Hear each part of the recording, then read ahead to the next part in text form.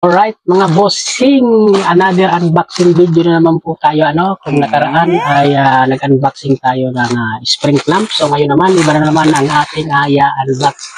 So dahil dumating na naman yung ating in-order, sabay-sabay po silang dumating. So gagawa natin ng video pa isa-isa. So ayan, ito po siya. So ngayon ay bubuksan na naman ulit natin. So, sana so lakas makabudol ng ating 7-7 sale. Ayan po siya. Sana So, ito po yung kanyang laman, So, i-share ko lang po sa inyo para magka-idea po kayo kung sakaling order po kayo ng ganitong mga product. So, dito na po kayo order. At malaman niyo kung legit na ba talaga yan shop na pinag-orderan ko. So, ito po siya. Okay, buksan natin. So, alright. So, isang shop lang po ang ating pinag-orderan. So, ito po siya, One Pow.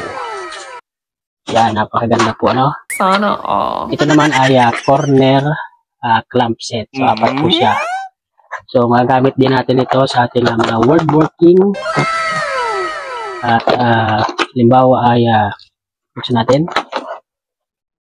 Gagamit tayo ng, halimbawa, mag-assemble tayo ng speaker box. So, ayan, dito natin siya ilalagay. Dito siya. Ganyan. Para pantay po siya yung kanyang pagka-angle. So, dito po siya ginagamit. So, ayan po, corner clamp set. Apat na po siya.